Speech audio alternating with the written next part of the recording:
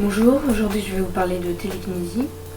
Donc je vais étudier les cas des gens, des personnes pour pas répondre à chaque fois à leurs questions, pour qu'ils sachent dans cette vidéo directement quels sont leurs cas.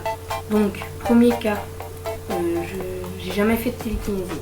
Donc il faut déjà savoir que c'est votre énergie et l'énergie qui vous entoure que vous contrôlez pour faire bouger l'objet. Donc il n'y a rien de surnaturel, hein, c'est complètement normal. Il faut juste de l'entraînement, il ne suffit pas d'y croire, il faut vraiment de l'entraînement. Donc voilà. Et puis si vous n'arrivez pas trop, c'est normal. Au bout de 4 ou 5 jours, vous devez y arriver. Donc deuxième cas de figure, je faisais de la télékinésie mais je n'y arrive plus. Donc c'est parce que soit vous avez un manque d'entraînement, vous vous entraînez plus comme avant. Soit c'est que vous manquez de confiance, ou soit c'est que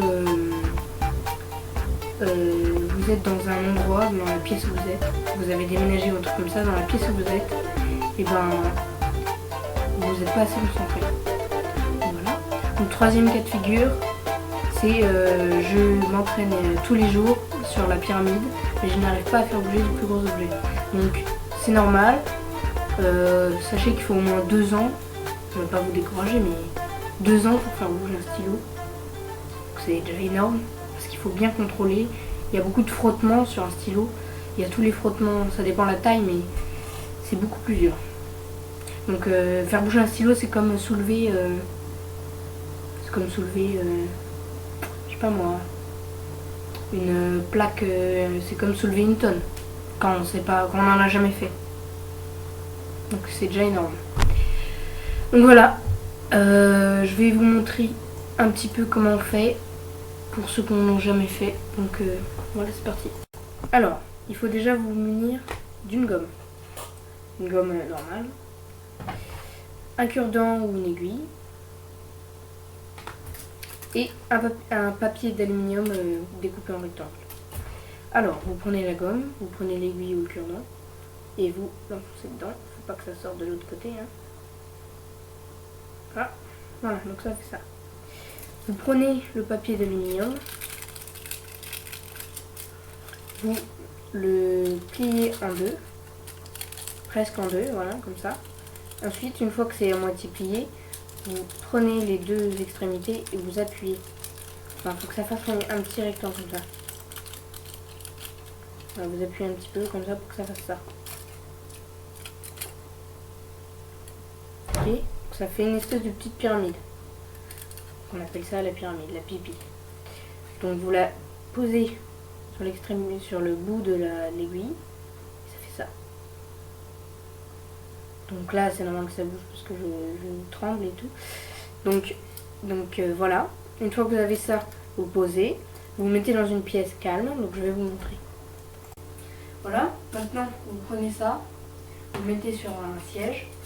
Sur une table, vous prenez le truc en aluminium, vous le posez sur l'aiguille, comme ça, vous vous préparez, vous vous calmez, vous faites une petite méditation avant, vous prenez votre respiration, attendez. Voilà.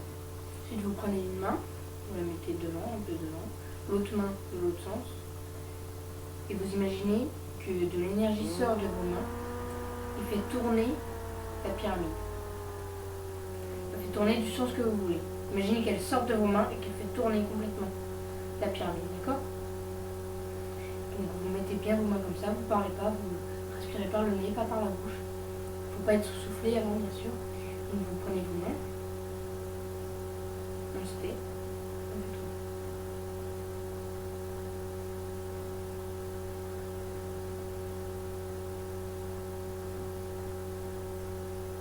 donc pour vous aider, vous pouvez faire ça un peu tourner, mais pas comme ça, comme un malade, juste un peu comme ça, sans trop faire de vent.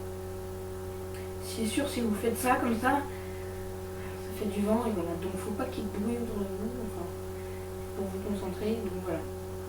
Donc voilà, je vous ai expliqué comment on faisait.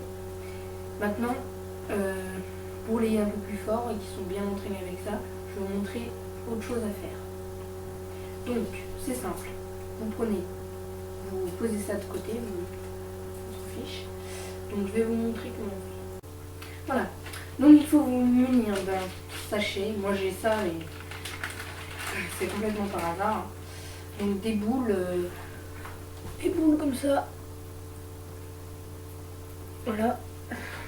Vous pouvez prendre une balle de ping-pong ou un truc comme ça, vous la posez sur un sol plat ou une table. Et vous commencez à prendre vos deux mains. Et tout doucement, vous imaginez votre énergie pousser la balle comme ça, ou l'aspirer, ou les deux énergies qui s'assemblent et qui la tiennent et qui la poussent. Comme vous voulez, c'est dans votre imagination, ça va le faire. Donc tout doucement, d'accord? Donc voilà, après quand vous êtes un peu plus fort, quand vous arrivez bien à faire bouger ça un peu partout, donc c'est très dur déjà ça, mais voilà quoi, il faut à peu près un an pour faire ça.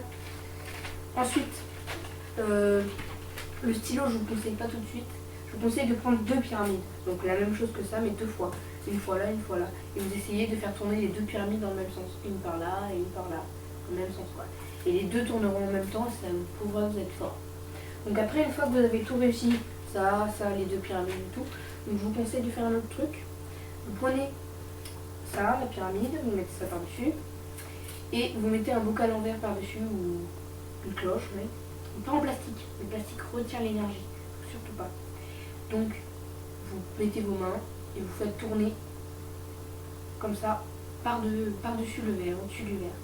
Donc ça vous prouvera que c'est pas l'air, ni vos mains et tout, qui font bouger la pyramide.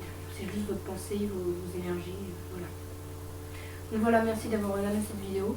Je vous laisse, j'en ferai une prochainement. Donc je sais pas sur quoi encore, sûrement sur la... Je vous montrerai, vous verrez. Allez, au revoir, à plus. Prochaine vidéo, apprendre le voyage astral. Vous verrez, ça sera super.